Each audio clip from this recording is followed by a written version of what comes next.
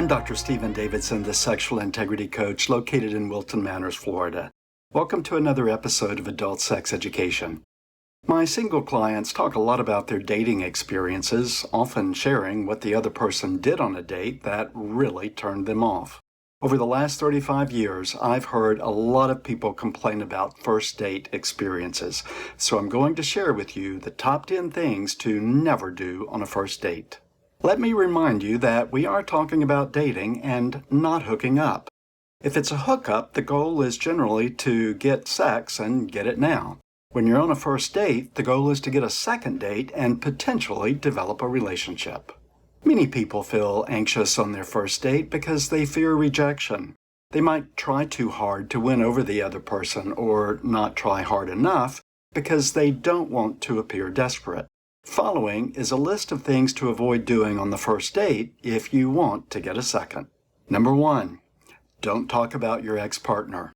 A viewer recently messaged me saying how much he hates this and how often he's experienced it. So, Paul, if you're watching, this one is for you. Most people have an ex-partner, ex-boyfriend, ex-spouse. Unless you're 16 years old, this is probably not the first date for either of you. That relationship most likely ended because it ceased to be happy for one or both of you. When you're with a new person who wants to know you, don't waste their time talking about previous partners. Talking too much about an ex can make it look like you're not over them, or you have too much bitter baggage to be ready for someone new.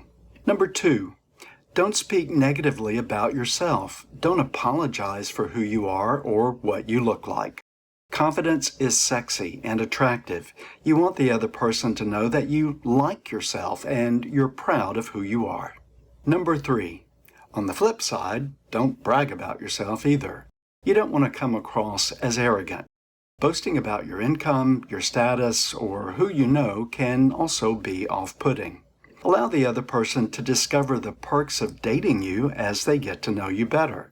If they happen to ask questions about your personal accomplishments, then answer honestly. It isn't boasting if you're simply responding honestly to the question. Number 4, don't arrive late. Arriving late communicates more about you than you might think. The other person might conclude that you don't value or respect their time, that you're not dependable or reliable, that you don't have good time management skills, and so therefore you're likely late to work and can't keep a job. People will draw sweeping conclusions from little details like whether or not you showed up on time. If you're running late, then text or message the other person to let them know. Also, let them know why you're running late and what time to expect you.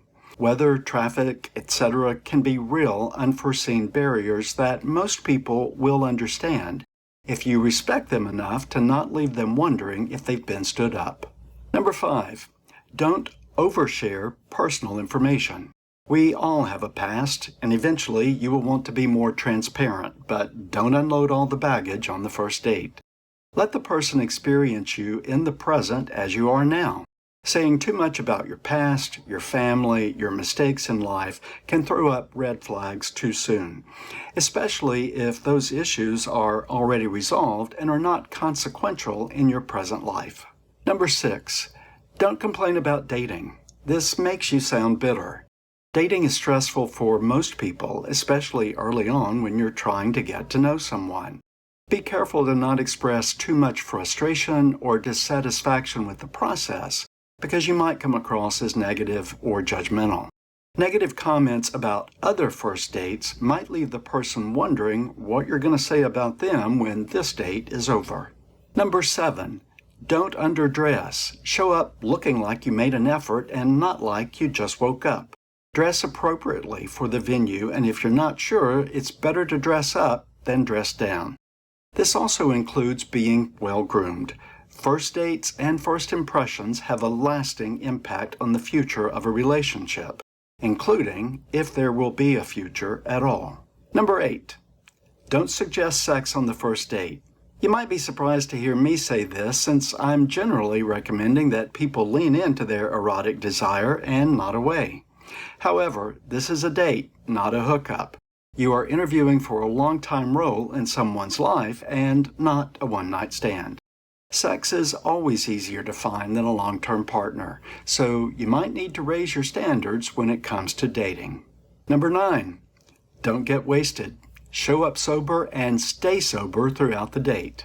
Okay, maybe a glass of wine if the other person is going to have one too, but getting stoned or drunk on the first date is definitely a red flag. Number 10, don't be pushy or presumptuous with expectations for another date. If you like the person, then simply say so and let them know you would like to see them again. But on the first date, don't try to book their schedule for the entire coming year. Well, that was 10, but I'm going to throw in one more as a bonus. Your bonus tip is don't play mind games. Mind games like playing hard to get, flirting with someone else while you're on a date, or being condescending are a horrible way to begin a new relationship. Just be yourself, be real, be authentic.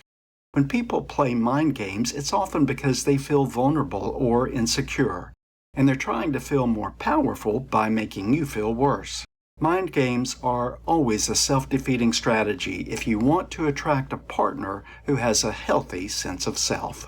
I'm Dr. Stephen Davidson, the Sexual Integrity Coach. I hope you will like this video and subscribe to this channel. Please check out my website at sexualintegritycoach.com. There you'll find more information about me and the services I provide, as well as links to both of my books, Peaceful Mind, Peaceful Life, the Guidebook to Happiness, as well as Sexual Integrity, Finding the Courage to Be Yourself.